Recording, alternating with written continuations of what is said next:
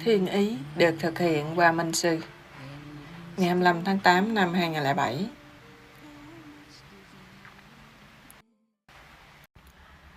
Bà Hảo Điền là Minh Sư. Trong một thể nghiệm, Ngài trở về với hiện tại. Nhiều khi trong lúc thiền, quý vị thấy những vị Minh Sư trong quá khứ. Có nhớ chị Hoài nói trong thiền, có thể quý vị thấy Chúa, thấy Phật, thấy Mohammed, vị nào đó đứng đầu trong tôn giáo của quý vị, hay những người thậm chí quý vị không biết, Lão Tử, Minh Sư Đạo Sikh, bất cứ người nào. Một số quý vị đã thấy họ, phải không? Ok. Nếu thấy được các Minh Sư quá khứ là may mắn lắm.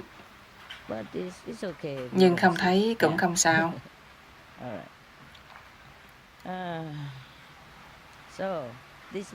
Thì Minh Sư Bahudin này thể nghiệm thấy mấy vị Minh Sư trong quá khứ. Có lẽ họ tới thăm ông, giống như tới thăm tôi hay thỉnh thoảng tới thăm quý vị. Ông thấy họ. Những vị đã qua đời, những Minh Sư quá khứ. Trước khi ông trở lại với hiện tại, vào đời sống trần gian, ông đã thấy những Minh Sư quá khứ. Ông trở lại, sau đó ông diện kiến nhóm người tới thăm ông, tín đồ hay đệ tử.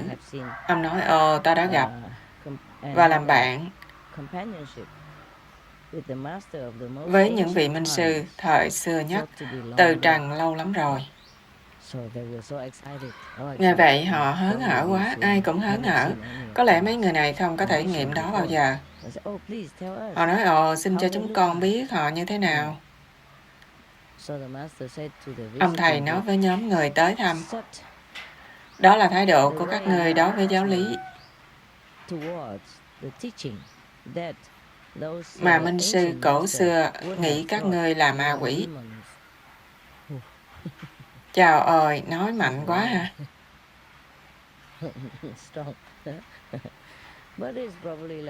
Nhưng có thể đúng như vậy. Một số đệ tử cũng có thể như vậy.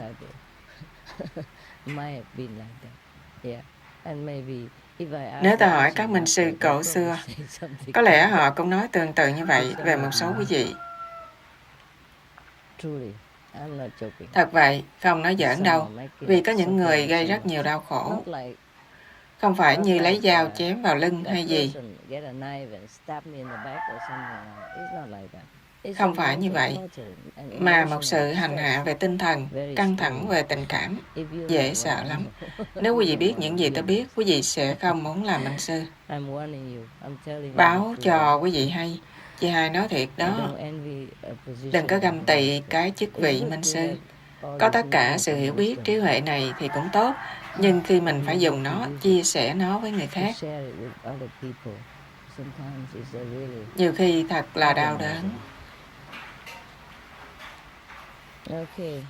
Ok, quý vị có nhớ điều mình đã học hôm qua từ Minh Sư khác không?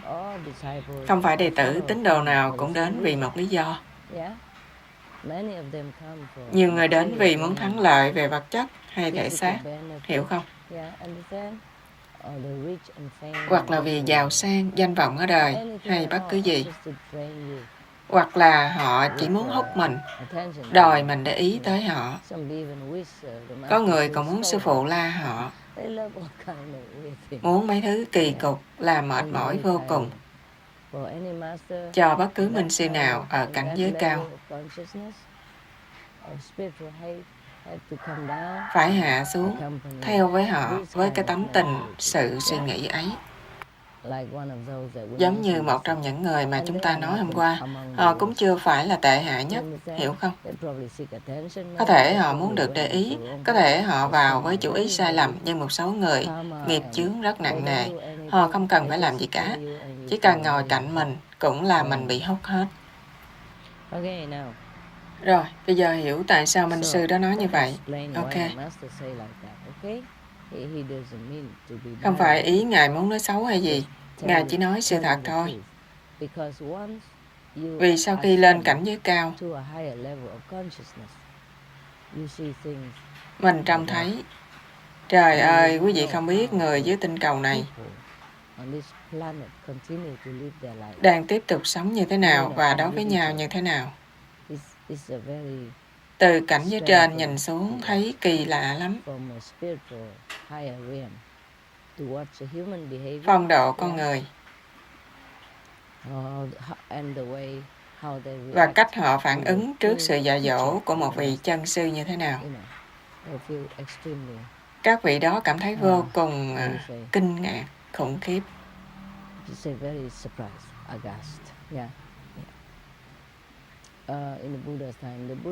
Thời Đức Phật cũng nói trong một cuốn kinh rằng ngay cả các vị tiên, thần ở thiên đàng cấp dưới nhìn xuống loài người, thấy cách họ ăn, cách họ hành động, cách làm việc của họ, họ cũng lắc đầu luôn. Họ không hiểu nổi lối sống của con người. Nào, và nếu các ngươi gặp họ, nếu các ngươi thấy họ, những vị minh sư quá khứ, các ngươi sẽ nghĩ họ không thích hợp làm bạn với các ngươi. Nghĩa là mấy vị này không đủ thích hợp để làm bạn, hiểu không? Lúc đó các ngươi sẽ không muốn hỏi về họ nữa. Quý vị hiểu hay không hiểu? Hiểu sao? Nói nghe coi. Người nào thông minh nói cho ai nghe, lẹ lên. Đừng có ngồi đó. Tại sao vậy? Những người này là tín đồ của minh sư này. Nếu họ gặp minh sư quá cố, họ sẽ không muốn làm bạn, không hỏi gì về những vị này. Tại sao vậy? Chị Hai đã nhắc một chút rồi, phải không? Ê, đừng yên lặng quá hả? Những tín đồ đó sẽ không muốn biết nữa. Không muốn biết. Tốt, tốt, đủ rồi. Ai nữa? Kỳ vọng của họ khác à? Kỳ vọng của họ khác. Hay lắm, hay lắm. Biết một chút rồi đó. Gì nữa? Hả? Đẳng cấp thấp à? Đẳng cấp thấp. Ai? Các minh sư à? Nói nghe. Ai? Các tín đồ. Tín đồ, ok. Ai nữa? Có nhiều lý do, tiếp tục nói đi. Những lý do hay. Gì nữa? Cái gì? Họ không thấy những vị minh sư cao đẳng có gì lôi cuốn đối với họ. Họ không thấy lôi cuốn. Cái đó cũng đúng. Hết rồi hả? Không còn ý kiến gì nữa. Quan điểm mà. Quan điểm của minh sư. Dạ.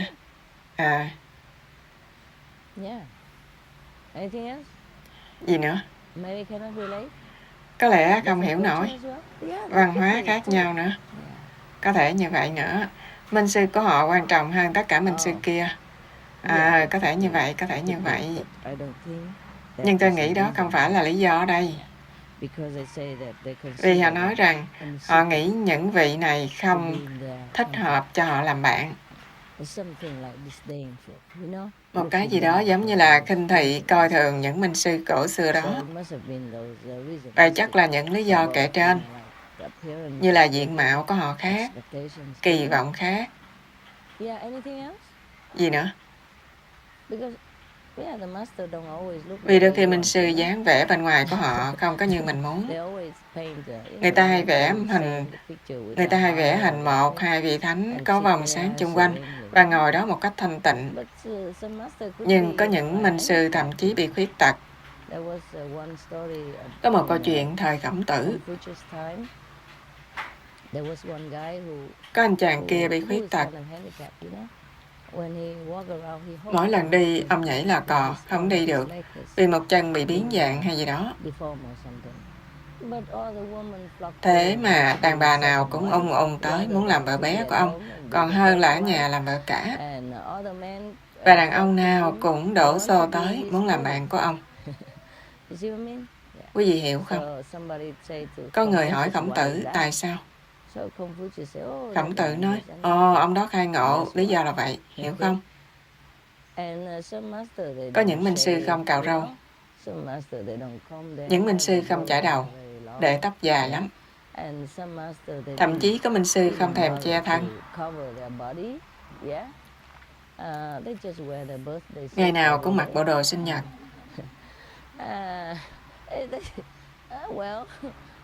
Ấn Độ bây giờ vẫn có người làm như vậy, ngay cả đàn bà. Người ta gọi họ là Naga. Họ tập thực hỏa hầu nhiệt. Đó là Thái Dương chân khí. Họ làm hoạt động hệ thống Thái Dương chân khí từ dạ dày chỗ này, rồi dùng nó làm ấm thân thể. Thật sự không cần mặc gì cả.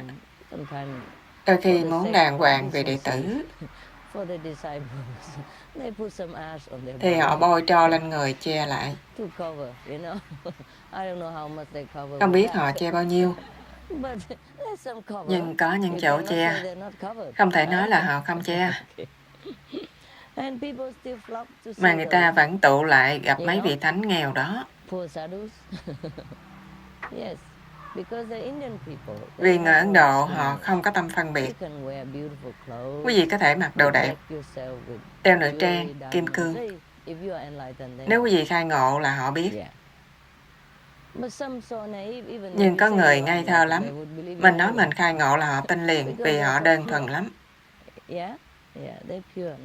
Họ đơn thuần không phải vì họ ngu. Họ chỉ đơn thuần thôi, tôi đã nói rồi, lý do là vậy. Trong họ đã có phẩm tính cao thượng này, họ nghĩ ai cũng tốt. Trong một số quốc gia bên Phi Châu, họ cũng có truyền thống đó. Có thể nó đã mất đi trong nền văn minh tân tiến, hoặc bị ảnh hưởng của những quốc gia khác, nhưng thật ra truyền thống chính gốc ở Phi Châu là như vậy. Người nào tới nhà mình là được đối đãi như thượng đế, giống như người Ấn Độ. Thì ở Ấn Độ là như vậy, nhưng chị hai không có khuyên quý vị làm giống vậy ở bên Pháp nha. Làm ơn. Làm vậy bên Pháp không có được nha. Nhất là ở Ba Lê. Đừng bao giờ làm thử ở Pháp, nhất là Ba Lê. Làm ơn. Đừng có nói sư phụ quý vị bảo khai ngộ thì làm vậy không sao. Mặc hay không mặc không thành vấn đề. Đừng có trách chị hai. Nếu cảnh sát bắt quý vị, thảy cho quý vị cái chăn nha. Rồi, có những nơi họ cho làm vậy đó. Những câu lạc bộ khỏa thân, họ cho mình làm vậy. Quý vị có thể đi tới đi lui cả ngày, không tốn tiền. Có lần tôi gặp một đôi vợ chồng ở Tây Ban Nha. Tôi vào nhà thăm họ vì lý do gì đó. Bước vào phòng khách thì có một bức tranh lớn vẽ người đàn ông trong bộ đồ Adam. Họ hãnh diện lắm, giới thiệu người nào vẽ bức tranh đó nữa. Người chủ nhà giới thiệu. Và trong phòng khác là hình một người đàn bà trong kiểu Eva.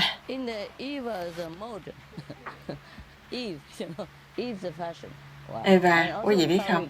Kiểu Eva đó. Chào ơi, lại còn hãnh diện giới thiệu cho chị hai nữa. Thì mình biết nói làm sao đây? Mình phải nói cha, bức tranh đẹp quá.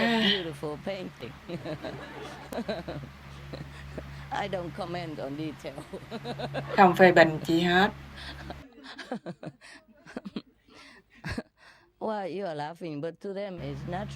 Quý vị cười, nhưng đối với họ là chuyện rất tự nhiên. Thật ra đó cũng là tình trạng tự nhiên trong đời sống. Nhưng chúng ta quen mặc quần áo, hoặc quen những vị xuất gia mặc thiếu quần áo, hoặc là những màu khác, hoặc là kiểu khác.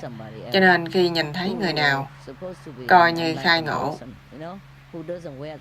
mà không mặc quần áo, hay là không mặc quần áo khác, không có giống như sự kêu bằng tưởng tượng của mình đó, thì mình thấy nó hơi kỳ lạ, vậy thôi.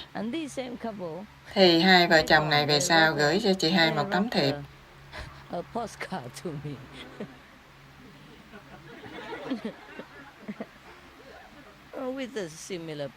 Có hình hơi giống như vậy.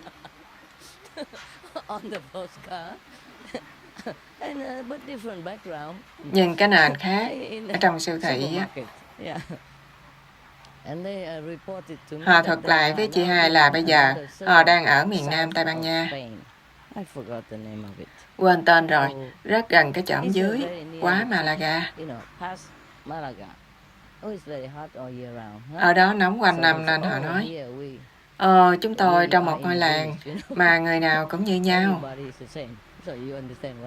Hiểu ý chữ như nhau không? Ở đó họ có một cái làng, họ nói với tôi, vừa bước vào cổng là hoàn toàn tự do.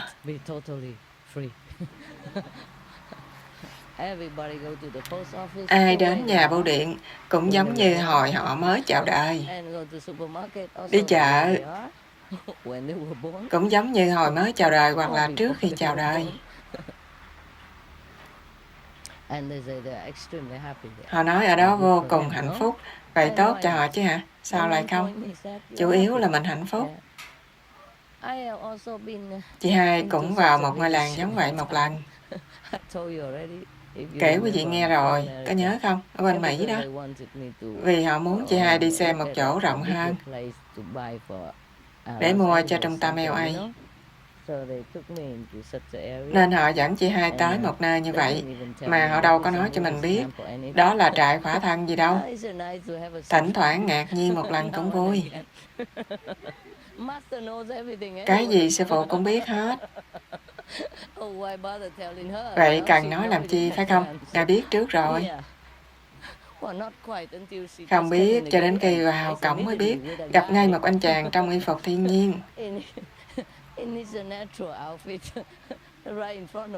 Đứng ngay trước mặt bả, lớn hơn ngoài đời. Chị hai sẽ biết ơn nếu mình được chuẩn bị trước một chút. Chứ không phải bước vô rung chuông mở cổng ra, anh chàng đó mở cổng ra. Tưởng như mình đi ngược dòng thời gian trong vườn địa đàng. Tuy nhiên chị hai cũng lấy bình tĩnh. Nói, chào ông, tiết trời tốt quá ha.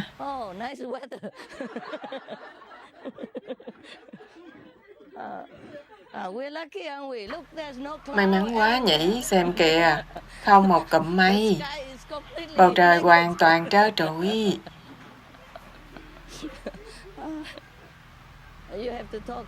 Mình phải nói kiểu đó. Anh ta nói, bà nói đúng, mấy hôm nay may mắn lắm. Rồi đủ thứ đàn bà, rồi con nít. Cả gia đình đôi khi cũng ở khu vực khác. Có điều ngay cả chị hai cũng không quen chuyện đó. Khi mình không chuẩn bị thì thấy nó khác.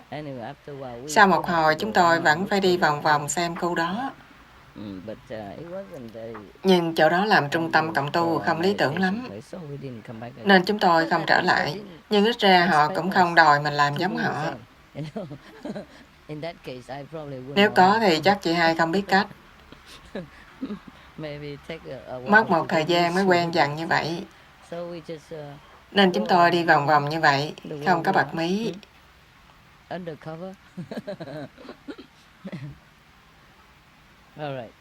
Thì trong câu chuyện này, những tín đồ này có lẽ chỉ là tín đồ. Thật ra họ không nói đệ tử ở đây.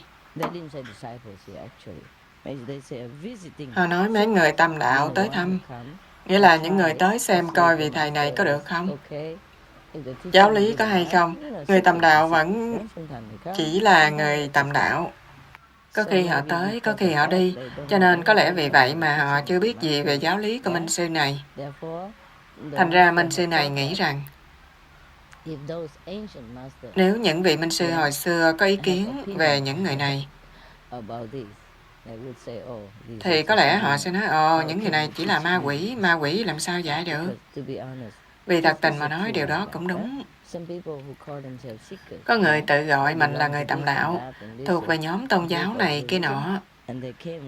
Họ đến mà đầu óc đầy thành kiến. Bề ngoài thì minh sư phải như thế nào? Minh sư phải ăn mặc như thế nào? Phải hành động như thế nào? Phải nói chuyện như thế nào? mỗi ngày phải ăn bao nhiêu. Điều đó cũng có, hiểu không? Giống như một số truyền thống họ phải ăn ngày 1 lần, 2 lần thôi. Ăn trước giờ ngọ hoặc ăn buổi trưa thôi.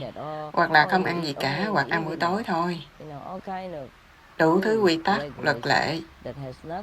Không liên quan gì tới sự khai ngộ thật sự và đẳng cấp tu hành. Bây giờ thì quý vị đã biết rồi đúng không? Ok. Nhưng đừng có nói sư phụ bảo vậy rồi đi ra ăn suốt ngày và ăn nhiều. Không sao, quý vị ăn vừa phải. Khi nào đói thì ăn, khi nào ăn được, đó là tốt nhất.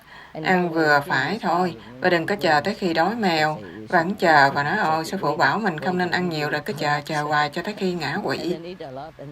Sau đó ăn thiệt nhiều có thể bị bội thật luôn. Cái gì cũng vừa phải là tốt nhất. Chân lý quá rõ ràng mà tại sao?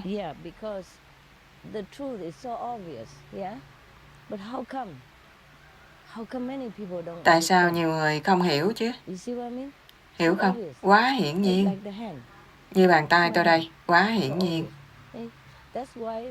Vì vậy, Minh Sư trong câu chuyện mà tôi kể quý vị nghe hôm qua, ông bảo đệ tử ngửi hoa hồng và tả nó. Ai cũng nói đủ thứ vớ vẩn, không nói đúng chỗ đó. Và người nào nói nó là hoa hồng, người đó được ở lại học với vị thầy. Đó chỉ là câu chuyện ngụ ngôn, nhưng nói lên một sự thật. Là đôi khi tâm chúng ta quá phức tạp, làm mình không thấy. Đó mới là vấn đề. Chúng ta không thấy cái trọng điểm và làm việc rắc rối, suy nghĩ phức tạp, nói lộn xộn, làm thế giới trở thành phức tạp, làm mọi người phức tạp. Minh sư thời quá khứ nghĩ mấy người này là ma quỷ. Chữ đó có vẻ hung quá. Nhưng thật ra tôi không còn thấy chữ nào hay hơn nữa. Nếu không sao người ta có thể đóng đinh Chúa trên thánh giá? Sao người ta muốn ám sát Phật nhiều lần như vậy? Sao họ có thể gây phiền toái cho nhà tiên tri Mohammed và tín đồ của Ngài khi họ còn sống? Nhiều cái tương tự như vậy, không tệ như trước đó. Nhưng cũng có làm khó cho những người tâm đạo chân chính, những nhà tu hành chân chính ở thời đại chúng ta nữa. Có hiểu không? Bây giờ là đỡ lắm rồi, tôi cũng mừng. Nhưng mới đầu cũng rất khó khăn. Không giết, nhưng về tinh thần.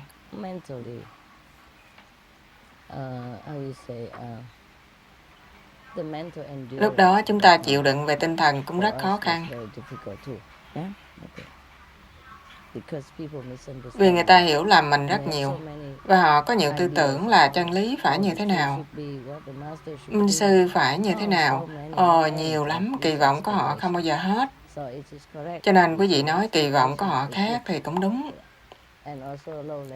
Đẳng cấp thấp cũng đúng luôn. Quý vị nói gì nữa? Quý vị nào nói gì nữa đó? Văn hóa khác hả? Văn hóa khác, điều đó cũng đúng. Ta đã nói rồi, nếu quý vị gặp một minh sư có lẽ vị đó khai ngộ và hoàn toàn lõ lồ đứng trước mặt quý vị, có lẽ quý vị sẽ giật mình một chút, đúng không? Có lẽ quý vị thật tình muốn tìm sự thật, chân lý, nhưng quá nhiều sự thật hiện ra trước mặt. Quá nhiều sự thật cùng một lúc, cho nên cũng khó. Minh sư chỉ hành động cách họ hành động, bất cứ gì họ muốn, vì họ tự nhiên, họ giản dị, họ không suy nghĩ rắc rối. Nếu mình mặc đồ như vậy, người ta sẽ nghĩ như thế nào? Nếu mình làm như vậy, người ta sẽ nghĩ thế nào? Phần đông họ không nghĩ. Họ trở thành như một em bé rất đơn thuần và tự nhiên. Họ làm những gì họ làm, thế là xong. Nhưng đôi khi, vì quá nhiều những sự chống bán của đệ tử, hay của tín đồ, hay từ người ngoài, mà minh sư có lẽ nghĩ, ồ vậy sao, thôi được rồi, mình không làm vậy, ok, tôi sẽ không làm vậy. Chị Hai nhớ câu chuyện nói về Thánh Francis, người đã cởi quần của mình cho người nghèo. Ai vậy? Thánh Francis hả? Thánh Franciscus. Tiếng Anh là Thánh Francis. Ngài nổi tiếng là rất thương người, tử tế, luôn luôn bố thí. Nhưng một vị xuất gia thì cho gì được, ít nhất những gì họ có. Thành ra, một hôm Ngài không có gì cả và có một người nghèo đang đứng ngoài đường không có quần áo mặc, hay là quần áo tả tơi và đang lạnh. Ông bèn cởi quần áo ông ra cho người đó, rồi đi bộ về một cách tự nhiên. Ai cũng la Ngài quá chừng. Tại sao ông làm vậy? Không có đàng hoàng. Ông hoàn toàn lõa lồ mà đi bộ ngoài đường. Rồi về tu viện chúng ta như thế. Vậy là không đứng đắn, kinh tởm. Và Ngài nghĩ, kinh tởm thật sao? Không đứng đắn sao? Ngài hoàn toàn không biết cái kêu bằng không đứng đắn hay kinh tởm của một thân thể tự nhiên không quần áo của Ngài. Trạng thái của một số minh sư là như vậy. Họ làm gì là họ làm, họ không nghĩ nhiều như vậy. Họ không cố ý làm những điều cho người ta khó chịu. Họ chỉ sống từng giây từng phút. Đường lối họ làm theo thiên ý. Cái gì phải xảy ra thì nó xảy ra. Vậy thôi. Nhưng vì đó con người phức tạp, chúng ta được dạy khác. Chúng ta tiếp xúc với quá nhiều phong tục tập quán khác nhau, những kỳ vọng, quy tắc, luật lệ. Rồi chúng ta thấy cái gì khác với văn hóa của mình, hoặc khác với kỳ vọng của mình, chúng ta phản đối. Chúng ta từ chối, thậm chí phỉ báng nữa. Hiểu không?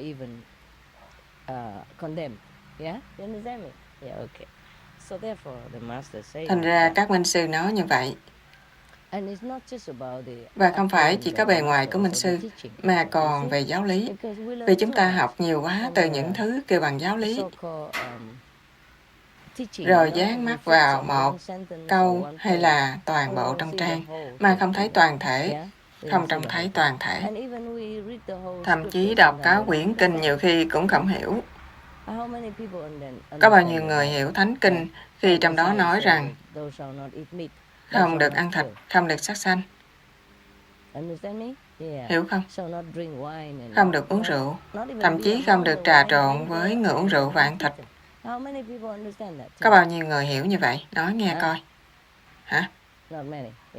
Không bao nhiêu. Và Kinh Phật nói, Đức Phật nói, người nào ăn thịt từ giờ trở đi, họ không phải là đệ tử của ta. Nói mạnh như vậy đó. Và vẫn đâu có bao nhiêu người hiểu. Nói nghe. Hả? Rất ít, huống chi là tu hành. Không hiểu hoặc là không muốn hiểu và không thực hành. Rồi người khác hiểu, muốn hiểu và thực hành điều đó thì nhìn là họ khác. Sao anh không giống tôi? Không thấy được. Rồi họ bỏ cá vào miệng Chúa. Bây giờ họ đã tìm thấy những câu viết cổ xưa, thậm chí nói rằng Ngài không có cho cá, Ngài cho bánh mì thôi. Những chỗ khác quý vị cũng thấy nói là Ngài bẻ bánh mì. Cho nên đó có thể là truyền thống của Ngài, luôn luôn bẻ bánh mì rồi chia trong số những người đó. Cũng như ở đây có khi mình cũng làm như vậy, phải không? Bẻ một miếng sô-cô-la hay miếng gì đó cho tất cả quý vị. Chúng ta không phải chỉ có bẻ bánh mì, mà chúng ta cũng bẻ sô-cô-la, bẻ bánh ngọt, bánh bích quy.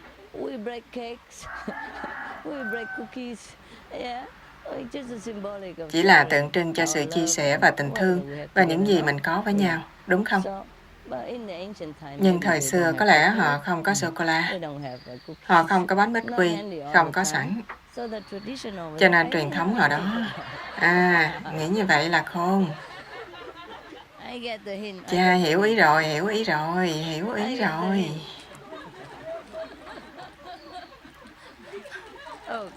Được, nhưng nghe trước, ok. Chị hai bẻ bánh mì để nó đây. Quý vị chưa được ăn đâu nha. Hiểu ý rồi, nhưng quý vị phải nghe trước đã. Ok. Không thể vừa nghe vừa ăn được. Nó giòn tan, kêu rột rột ở trong mồm, làm quý vị không nghe được. Rồi chúng ta sẽ được ăn, không cần ép tôi làm vậy. Mấy bữa nay ăn chưa đủ sao? Giống như con nít vậy. Bây giờ mình hiểu rồi. Hiểu nhau là tại sao những minh sư cổ xưa nghĩ một số người tầm đạo là ma quỷ. Vì thái độ của họ, đôi khi họ tới với thái độ hung hăng. Họ tự gọi họ là người tầm đạo. Nhưng họ tới với đầy những, tôi muốn nói rác rến, nhưng không nói.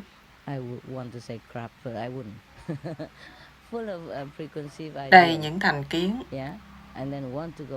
Và họ muốn tới đó chỉ để mà công kích minh sư và giáo lý của Ngài. Nhìn nè, ta đọc Thánh Kinh viết như vậy đây. Ta đọc Chí Tôn Ca như vậy đó. Ta đọc Kinh Lăng Nghiêm như vậy đó. Họ không đọc những điểm cần phải đọc. Họ chỉ lấy ra một câu mà chính họ cũng chẳng hiểu. Hoặc lấy một trang hay một đoạn mà họ cũng chẳng bao giờ hiểu. Rồi ném vô minh sư và tất cả các tín đồ. Hoặc giáo lý của minh sư. Quý vị hiểu không? Cái đó cũng chưa đến nổi tệ. Họ còn đi đến chỗ cực đoan muốn giết minh sư nữa. Như trường hợp Chúa Giêsu hay tất cả những vị minh sư đạo Sikh hay nhà tiên tri Mohammed. Họ muốn giết các vị này và tín đồ của các ngài, ví dụ vậy. Và nhiều nữa trong lịch sử nhân loại, con người chỉ muốn gây rắc rối, trừng phạt và giết minh sư.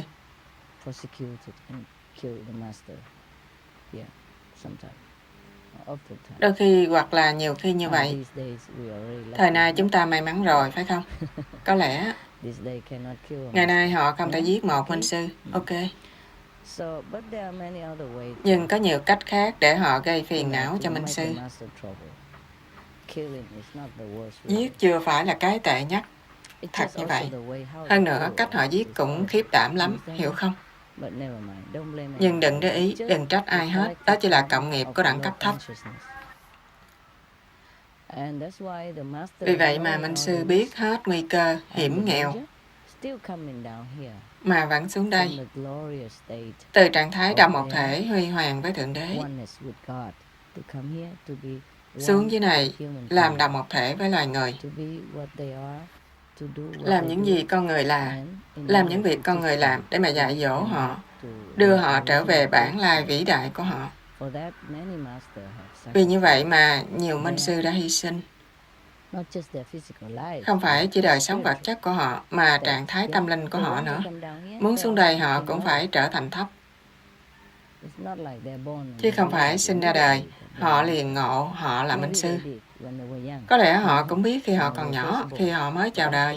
Nhưng sau một thời gian cũng như mọi người khác bị che hết, che hết, càng lớn lên càng che khuất. Đó là luật lệ trong vũ trụ vật chất này. Có hỏi gì về các vị minh sư thời xưa không? Vì ông nói rằng các ngươi sẽ không muốn hỏi gì về những vị minh sư thời xưa nếu các ngươi gặp họ. Có thể đúng hả? Nhiều minh sư trong họ không giống như mình kỳ vọng. Dù họ xuống đây bây giờ, nhiều người cũng sẽ không nhận ra họ. Nhiều lần họ đã hỏi nhiều câu hỏi. Họ đòi hỏi Chúa xuống, hay Phật Bồ Tát trông như thế này, thế kia. Rồi, nói đi, có câu hỏi gì không? Hello. Không câu hỏi, thật hả? Không phát biểu ý kiến gì? Quý vị khai ngộ quá chừng, không cần hỏi, nhưng ý kiến, nói gì đi? Quý vị có học được gì từ đây không? Nói đi. Cái gì? Thật ra nó cũng quá rõ ràng, ta biết. Nhưng nói cho ta nghe, quý vị nghĩ thế nào? Đa số minh sư hành động một cách tự nhiên, thích đáng. Có điều một số người muốn minh sư giống trong khung hình. Cách của họ giống như hình vẽ, luôn luôn như vậy. Như người máy, ngoan lắm, tốt, tốt. Con có đàm thoại với một người bạn tuần trước. Anh nói, con đang nói về Chúa Giêsu, rằng con người không tin về bề ngoài của vị đó, và họ không chấp nhận minh sư về bề ngoài của vị đó. Và con nói, anh đang chỉ trích những người thời đó. Và con nói, nhưng anh cũng đang làm giống vậy, vì anh đòi hỏi minh sư bây giờ phải trông giống như Chúa Giêsu hồi xưa. Khi vị đó không giống Chúa Giêsu á, thì anh không hiểu, anh lầm lẫn và anh không biết ơn người đó. Thấy chưa? Anh cũng đang làm giống vậy. Họ đang làm vậy giống như thời của Chúa 2.000 năm trước. Không gì thay đổi. Đáng lẽ tôi phải mọc râu. Cái đó đâu có khó hả? Ngày nay có giải phẫu nữa, phải không? Có thể sửa đàn ông thành đàn bà thành đàn ông. Chà, dễ lắm. Được, tóc thì không khó. Ngài để tóc dài chứ ai có rồi. Phần kia mình phải nghĩ cách. Râu thì cũng dễ mọc. Chỉ cần bôi thuốc gì đó, đúng không? Mấy người nào không mọc râu mà họ cảm thấy không đủ nam nhi, họ mua thuốc gì đó, bôi lên cho râu mọc thêm, đúng không? Có chuyện đó không? Nghe nói mà, bôi cái đó vô có thể mọc thêm râu, nên có thể tôi làm thử. Hay là cũng dễ, mình có thể đeo râu giả. Như là dán băng keo lên rồi dán râu lên. Công việc xong mình về nhà ngủ cởi râu ra.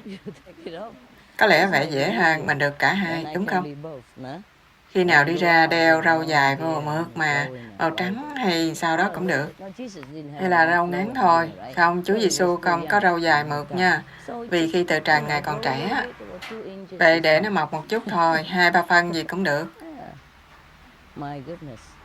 Trời ơi! Hả? Có ai trong quý vị cảm thấy mình là Chúa Giêsu hay là gì đó khi mình ở Jerusalem không? Có thấy ảnh hưởng gì không? Hả? Có người đến đó và họ cảm giác mình như là Chúa Giêsu vậy. Có ai trong quý vị có cảm giác vậy không? Không hả? Có hả? Anh ta rất gần như vậy, nhưng ok, đó là khác. Còn ai nữa không? Thật sự tôi bị cái đó ảnh hưởng đó. Tôi cảm giác chắc chắn mình là Chúa Giêsu. Tôi rất hạnh phúc. Tôi trở về lại nhà, biết không? Tôi không thích đoạn cuối, đoạn bị đóng đinh. Nhưng trích đoạn mà tôi là Chúa Giêsu cảm giác rất tốt, rất tự tin. Họ nói rằng nhiều người đến đó và có cảm giác như vậy. Chị hai chắc chắn là có cảm giác đó. Chị hai có thể nói là họ thật sự làm cho mình có cảm giác đó. Làm cho quý vị cảm thấy mình là Chúa Giêsu. Không chỉ cảm thấy như tôi là... Tôi đã là Chúa Giêsu, cảm giác như vậy, mà là rõ ràng, không phải chỉ là một cảm giác. Cho nên hãy cẩn thận, nếu quý vị chưa có cảm giác đó, quý vị có thể trở lại đó và kiểm lại coi lần nữa. Có thể quý vị quá bận rộn để cảm nhận, tôi cũng bận bịu, nhưng mà sao nó vẫn lại với tôi? Như là tôi trở về nhà, như thật sự mình là Chúa Giêsu. Lúc đó không có một nghi ngờ nào hết. Có hiểu ý không? Không phải như là ok, tôi đang cảm giác như vậy. Chỉ cảm thấy như tôi đã sống lại, biết không? Rồi ha. Không ý kiến gì nữa hả? Bình luận hay, có thể hơi hay một chút. Ai nữa không?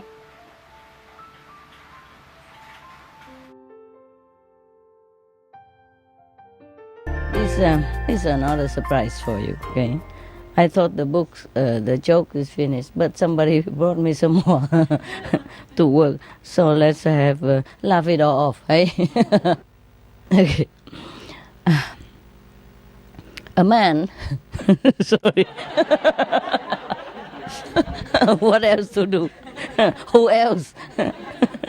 A man stood at the tee, checking his shot for what seemed an eternity, in a golf course. Yeah, he's standing in front of his tee and just checking and trying and attempting to, but didn't shoot. Yeah. So one of the expert partner, his friend, say, "What took you so long? Just hit the ball, man." So the guy said, "My wife is up there watching me from the clubhouse. I want to make this a perfect shot." So the other guy said, "Don't worry, you have no chance to hit her from here."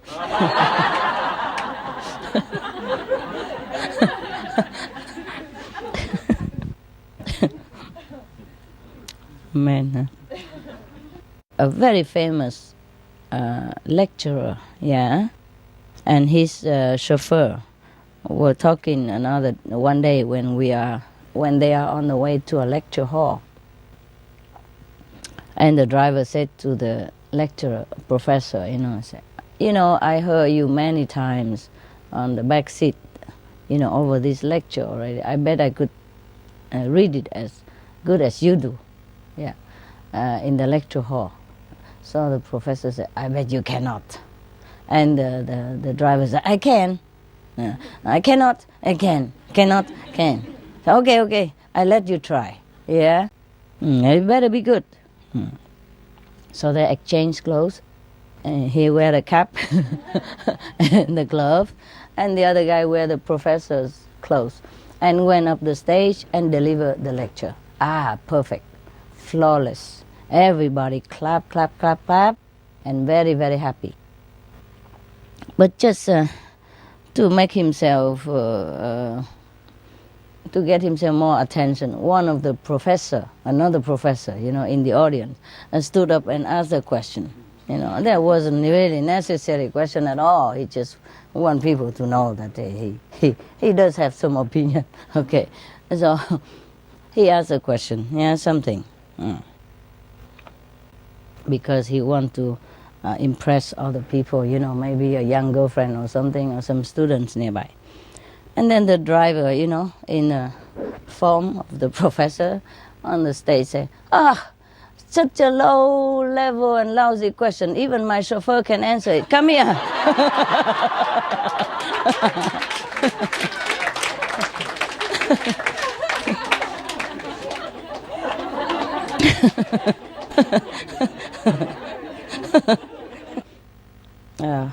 There was a man, again, who had a dog, and he wanted to train him, but he could not succeed. So he was so tired and fed up already. Yeah. One day he went to the church, and to meet a very nice, powerful priest of evangelist church.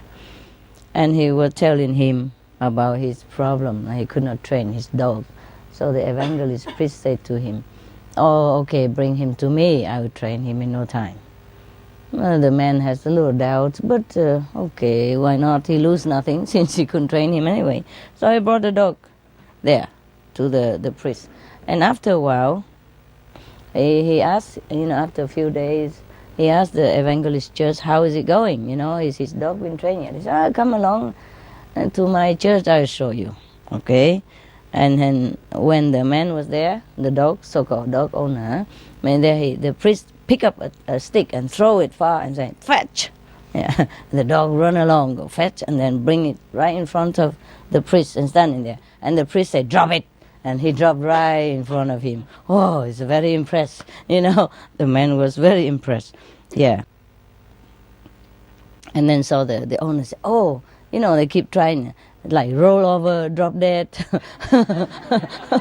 all kind of thing, wag your tails, turn around." Oh, he did all that. So the owner so-called owner of the dog was very excited. He said, "Can I try?" Yeah. And the priest said, "Of course, go ahead." Okay. So the owner of the dog said, "Heel." You know what the word is? Okay, when you have a dog, you train in America anyway. When I train my dog, I say heel. That means he walk alongside of me. Not faster, not slower than me. Walk alongside, with or without leash. In the beginning, with leash, you train him. Afterward, you throw the leash out. He's still heel next to you. Heel means follow my heel. Yeah? Okay. So when the dog owner say heel, the dog lift up one paw and place it on the man and say, "Thou shalt be healed."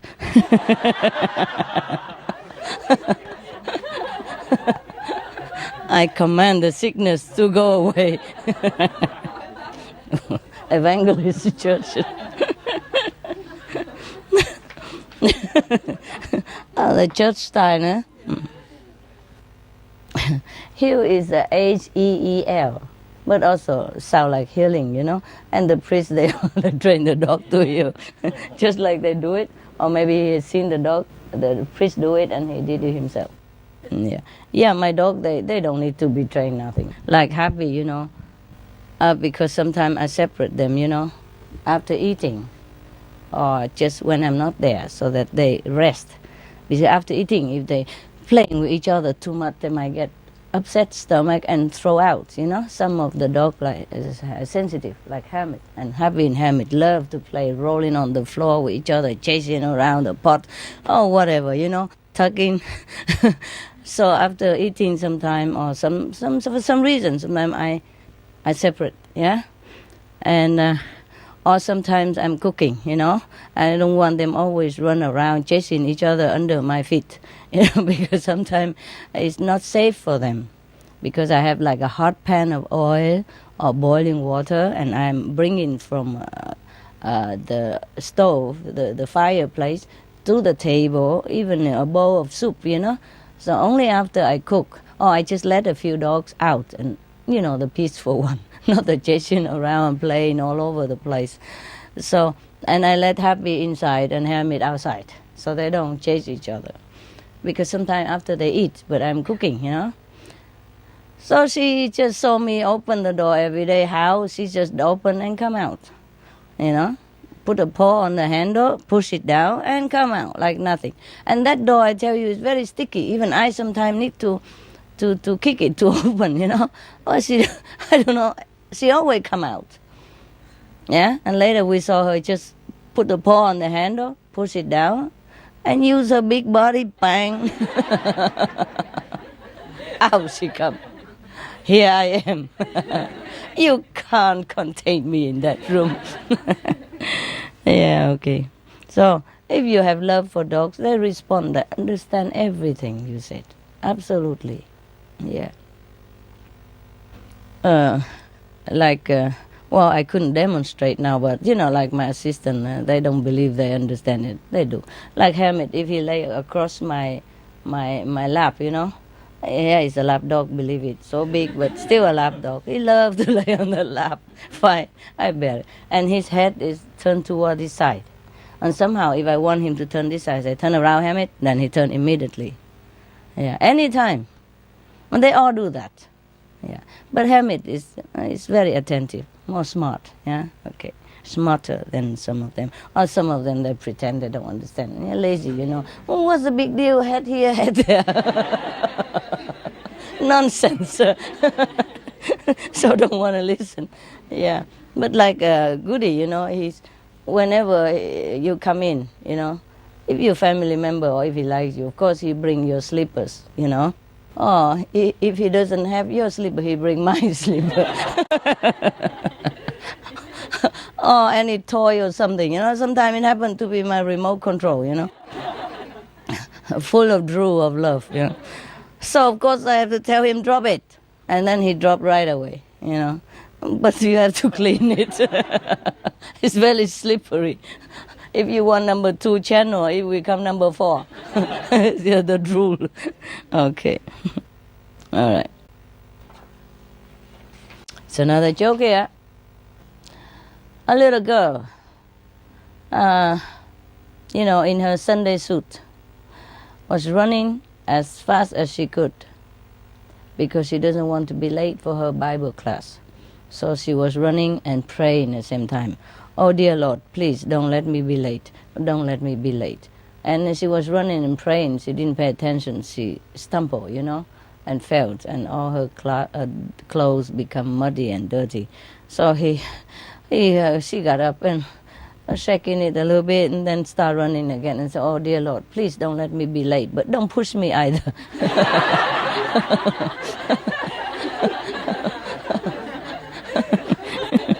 There was a guy, a painter, do painting, repairing, but he's very, business-minded, so he always thinning the paint so that it lasts longer, it go longer and cheaper, but he charged the same.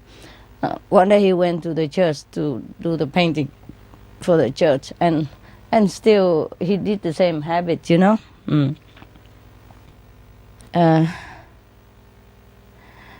But then because he was doing it, and then suddenly there was a thunder, that hit his ladder and throw him up on the floor. And all the painting and everything, even the new paint he did, all washed off.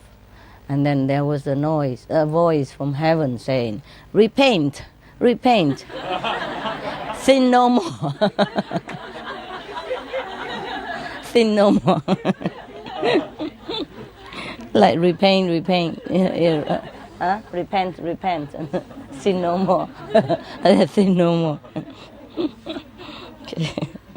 A churchgoer asked his minister, is it good for a man to profit from another man's mistakes? So the minister said, of course not. So the churchgoer said, are you absolutely certain? Not really a churchgoer, he just belonged to the church. He don't even go to church too much. So the priest said, absolutely, my son. What's the question? Yeah. So, okay, in that case, would you please return $25 I gave you after my wedding last year? It's a mistake to marry. To return the money. Another man. Go to see his rabbi. Rabbi, something terrible is happening and I have to talk to you. The rabbi asked, what's wrong?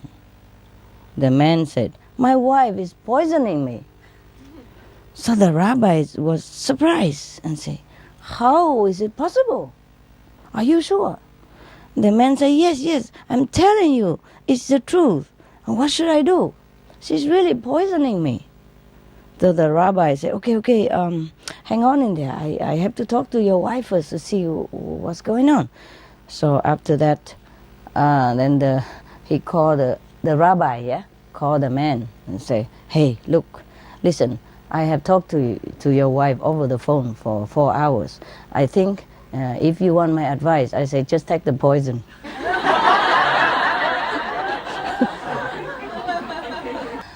A man arrives, at the heaven gate, and St. Peter asks, religion? Man says, Methodist. Okay. St. Peter looked down on the list and say, go to room 24, but be quiet as you pass room number 8. Okay. Another man arrives in heaven, and St. Peter asks again, religion? Baptist. Okay, go to room 18, but be quiet when you pass number 8. Okay. Another guy come, and St. Peter asks again, religion? He say, Jewish. Go to room number 11, but be quiet when you pass number 8. So a man say, okay, sir, he been observing all this, while in queue. He say, I can understand that we have different room for different religions, but why must we be quiet when we pass the room number 8? So St. Peter say, well, the Catholics are in room number 8, and they think they are the only ones here.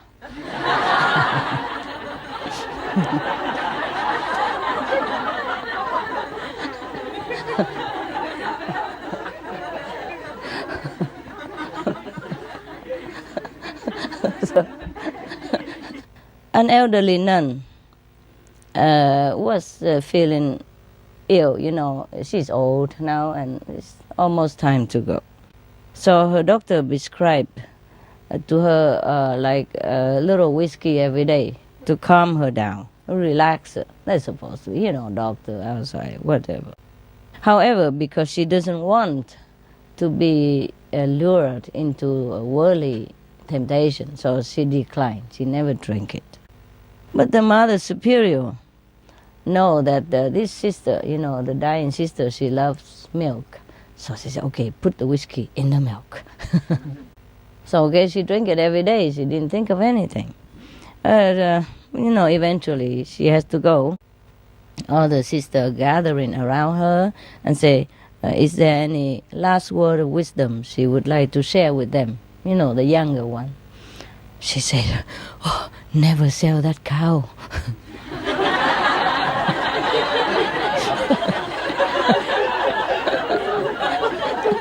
A good cow. I'm telling you. Temptation go different, under different form, eh? Yeah. Yeah, truly like that, we are laughing, but sometimes things are like that in this world, Like we want to be vegan, yeah, but sometimes people want to have a little cookie and something. They always put milk in it, Or a lot of them put eggs in it. Or what kind? And it's very difficult for any of you to find a true vegan food, eh? Okay, so if you had to and you're nearly dying, take a little cookie. Just a little bit, okay? 1% of milk in it. I don't really like it very much. Oh, bake your own cookie is the best, okay? Yeah. In a Chinese shop, they sell those small round cookies in a small jar. They're completely vegan. No milk, no egg, nothing. Yeah, very nice. A round one, about the size of this button. Yeah, exactly like that. Each cookie is like that. Yeah, and have sesame on it, or it's made with jam, or made with sesame powder, sometimes almonds. It's very nice, okay? Chinese shop, mostly they sell things. They do sell all kind of things, non-vegan, non-vegetarian too, but if they do sell, there's some nice cakes, yeah? Or some, those are soft cakes, yeah? Green color, white color with coconut in between, coconut milk, something like that. They're very nice, completely vegan, okay? They look like milk, but they're coconut milk. Yeah, very nice. Okay? Only if you have any Chinese shop in your vicinity, otherwise you think about it, also fine.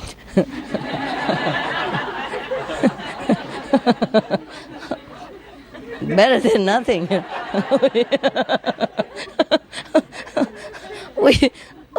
Our purity consists of, body, speech, and mind, right? So you shouldn't think in a bad way. You shouldn't do anything bad, and you shouldn't even speak bad. So thinking is one of the process, So if you're thinking about cookies, maybe it's a help somehow.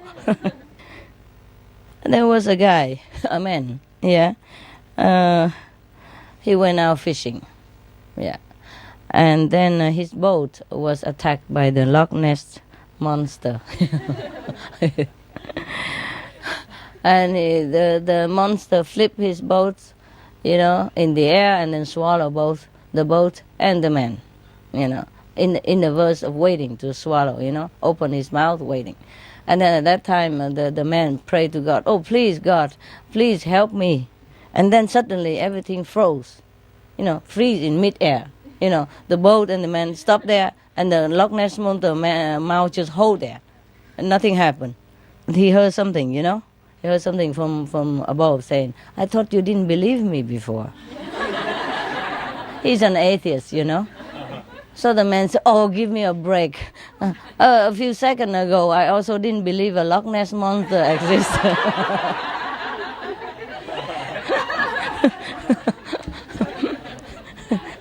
They all exist, all right. There's a priest, a minister, I don't know what's the difference. Yeah. And a guru. I don't know what the difference, unless they're enlightened. Eh? They're sitting together and discuss the best positions for prayer, you know what I mean, right? Like Buddhists, they tell you how to bow to the Buddha, in which way, and in the church sometimes there's a certain fashion to pray, to the Lord. Some the denomination, they do that. Okay, so they were discussing which position is the best for prayer, and then there was a telephone man was working nearby, repairing the telephone for them. And the priest said to all of them, to the other two, kneeling, on your knees, is definitely the best way to pray. No, the minister say, I get the best results standing with my hands outstretched to heaven. Yeah. Okay, the guru say, you are both wrong. The most effective prayer position is laying down flat on the floor. So the telephone repairman interrupt and say, excuse me, sirs, but the best praying I ever did was when I was hanging upside down from a telegraph pole. I'm sure that's the most sincere. And so he got saved, so I think that's the most effective way. A Briton, a Frenchman, and a citizen Khan of some dictator's country. I don't want to mention the name, okay? They changed already, so I don't want to mention it. In the old era, they are viewing a painting of Adam and Eve playing in Garden of Eden. The Brits say, look at their reserve and their calm. They must be British. So the French say, nonsense. They are naked and so beautiful. Clearly, they are French. So the citizen Khan from the dictator's country say, no clothes, no shelters, only one apple to eat. They are... And they are being told that this is paradise. They must belong to our country.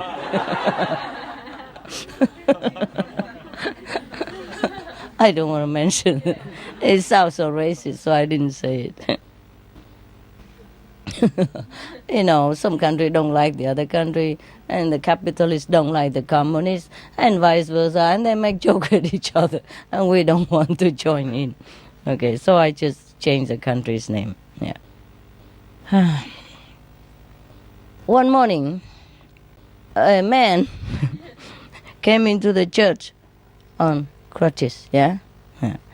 He stopped in front of the holy water. In the church they have a basin, there's a holy water. You come in, you're supposed to put your hand in it, make the cross sign, and then go inside.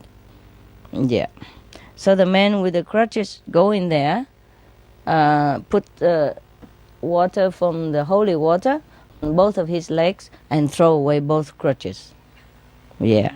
So the altar boy, running quickly when he saw that, he went to the priest and tell him whatever happened. And the priest said, son, you have just witnessed the miracles. So where is the man now? He said he's laying flat next to the water.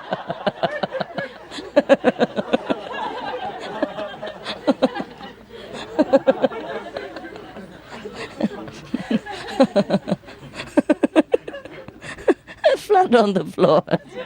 What else you expect? Don't ever try your Lord, the Lord your God, no? Say the Bible say, don't ever try the Lord your God. Oh, this is a bad joke, but it's okay. A panda, supposed to be a panda, walks into a restaurant, sit down and orders a sandwich. And he eats the sandwich, then pulls out a gun, shoots the waiter dead. And the panda stand up to leave. The manager shouts, hey, where are you going? You just shot my waiter and you didn't pay for sandwich. So the panda yelled back while going away, hey, I'm a panda. You can look it up in the internet, see who I am. So the manager opened computer and look. What does it say? one of the customers asked, what does it say about panda there? The boss, of the restaurant read, panda is a tree-dwelling marsupial of Asian origin, characterized by distinct black and white coloring. Eats, shoots, and lives.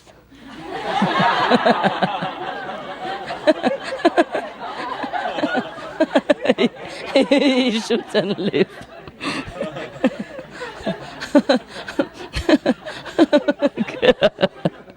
I told you it's not a good joke, but never mind. It's a joke still. He eats, shoots, and lives, no?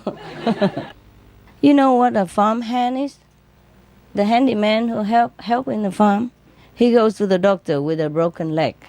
Yeah. And the doctor asks him, oh, what happened? So the farmhand begin, oh, well, doctor, 25 years ago. And the doctor said, never mind the past. Just tell me why you broke your leg this morning.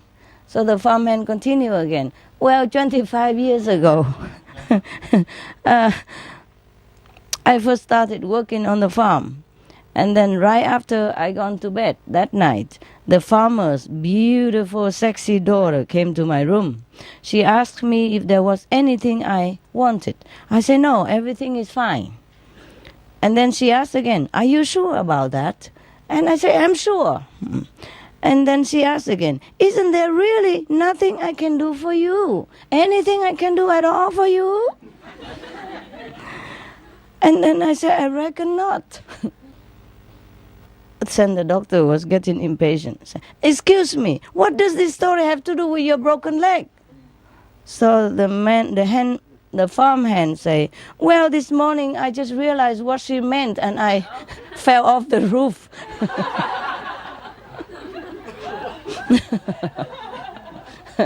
Man, huh? It took so long. He don't need nothing. A teenager who has just received a permit to drive, first time. So she drove the parents to the church. It was a hair-raising, goose-bumping ride from the house to the church with that teenager, first time driving. Okay, so after they finally arrived at the church, the mother got out, thank you. And the daughter said, anytime. So the mother slammed the door and said, I wasn't talking to you.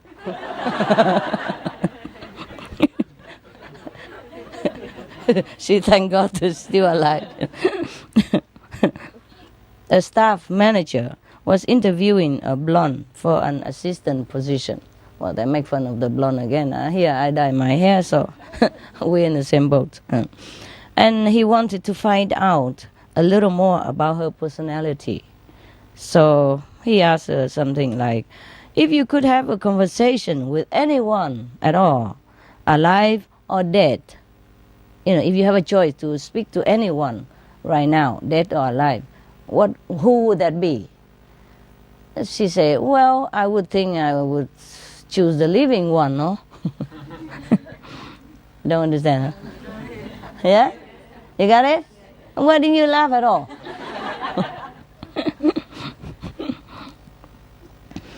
No. She mean any famous person or anything, She just says the living one. A man and a wife celebrating their 50 years anniversary. And the husband brought her a very expensive, $250 see-through night gown for her. And later she got ready to bed and she realized that she had forgot her night gown. She didn't open it. It's still in the box downstairs. So she went downstairs passing him, to try to get the nightie. Yeah.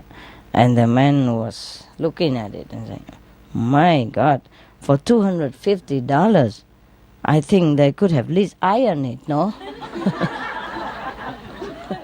The wife said to the husband, somebody actually complimented me on my driving today. The husband said, how? She said, "Hey, somebody left a note on the window screen. It say parking fine."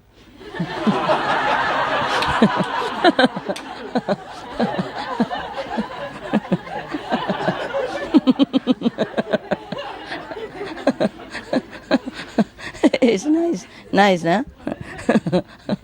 Yeah, parking is always difficult sometimes, especially in a tight spot, you know. So if somebody said to you like that, feel good, huh? Okay, a reporter went to Israel to cover the fighting, and she's looking for something emotional and positive and human interesting. So something like that guy in Sarajevo who risked his life to play the cello every day in the town square. I don't know why they say that, but never mind. In Jerusalem, she heard about an old man who had been going to Wailing Wall to pray every day, 2 times, even rain or shine. You know, rain or shine. You know, in Israel they have a wall. You go there to pray. You know, they call it Wailing Wall. Okay. And she went to check him out. So at the Wailing Wall, she saw there he is there. So she come and watch him. And after about 45 minutes, then he turned to leave. Then she approached him and then want to interview him. She introduced herself. Yeah, Elizabeth Dolly, from CRAB News Network.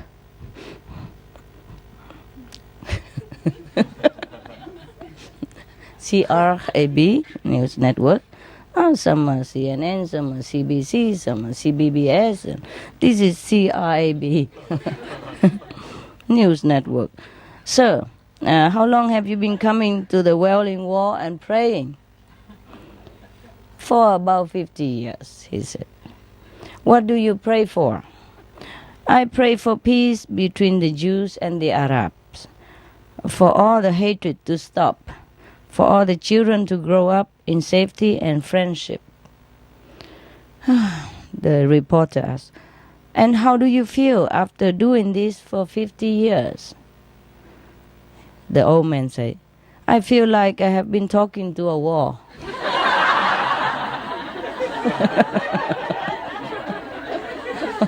What else?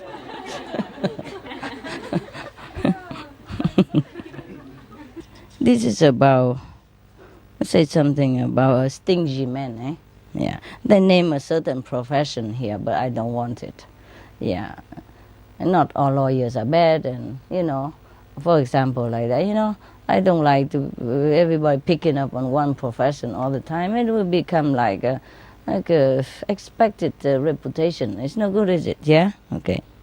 So, or not all people are bad. Not all people in certain profession are bad, you know? There are bad and good people everywhere. Okay, so here is a joke. I change it, okay? A certain stingy man live in a certain village, yeah? So, and the local charity have realized that this man has never contributed anything to their charity organization. So they decided, yeah, to go to his house and ask him to contribute something. So he came and talked to that stingy man, and he said, stingy, wealthy man, you know. So our research has shown that out of your yearly income, you have not given a single penny to charity. Wouldn't you like to give back to the community in some way, sir? The manager asked.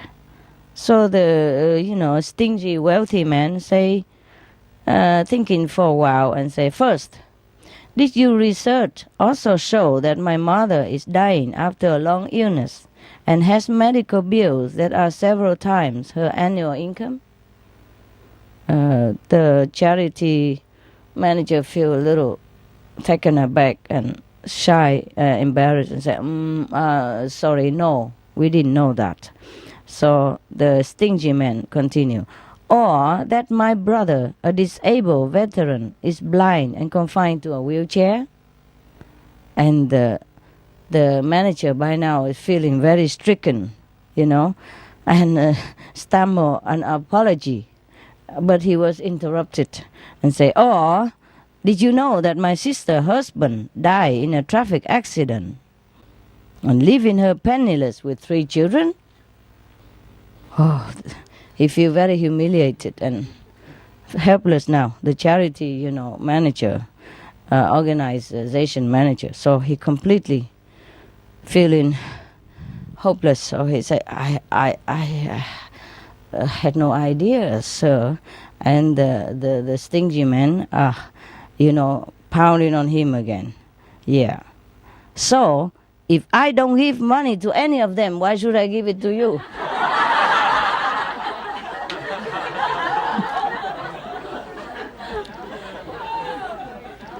Oh my God. All you can say. Oh. Yeah. We were thinking of something, right? We all think that, okay, because he's busy, he has no money anymore because he has to help his family like that. Oh, really, this punchline or even punch me in the face. A man walked into the doctor's. He said, Doc, I have hurt my arm in several places. So the doctor said, well, don't go there anymore.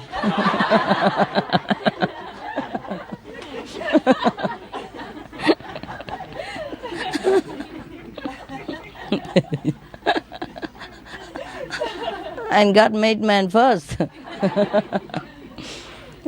I think the men also enjoy making fun of themselves. At least they have humor and humility, There's a certain country experienced the worst air disaster ever. Yeah, in the morning when two-seater,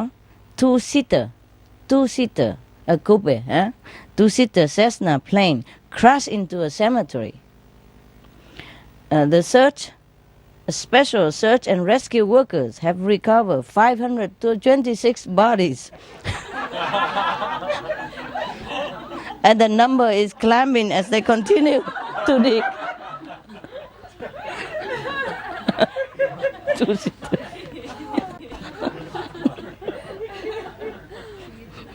That's a really good one. The man sitting at the bar, looking at his drink, and staring at it for about half an hour. And then suddenly a big troublemaking truck driver, stepped right next to him, take the drink from the guy and drink it all in one go. The poor man started crying. The truck driver just feel a little sorry and said, hey, come on, man, I was just joking. You've been staring at it for a long time, you didn't drink. So I just want to make a joke with you. I buy you another one, okay? I just don't like a man cry like this. He looks so sissy. Yeah. So the man said, no, it's not just that. It's not just that. This day is the worst day of my life. Yeah. First, I overslept and late for my office. And then my boss is very angry and fires me. And when I leave the building to go to my car, I found that it has been stolen. The police say they can do nothing. And I get a cab to return home. And when I leave it, I remember I have left my wallet and credit cards in there, in the taxi. The cab driver just drives away. And I went home. When I found my wife in bed with the gardener. I left home and come to this bar. And just when I was thinking about putting an end to my life, you even show up and drink my poison away.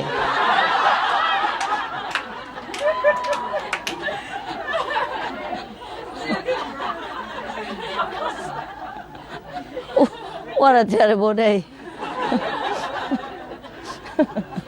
A man went to a bookstore and asked the saleswoman, where's the self-help section?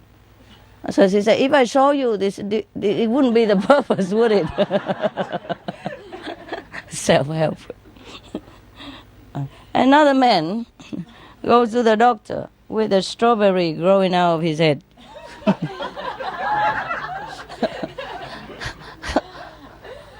Can you help me, doc? The doctor said, yeah, I have some cream for it. Oh, why not sugar as well?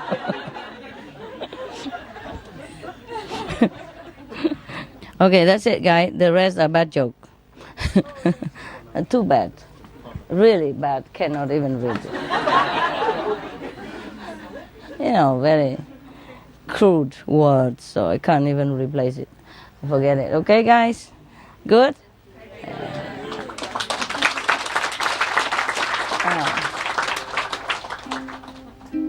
Okay, I'll see you later, huh?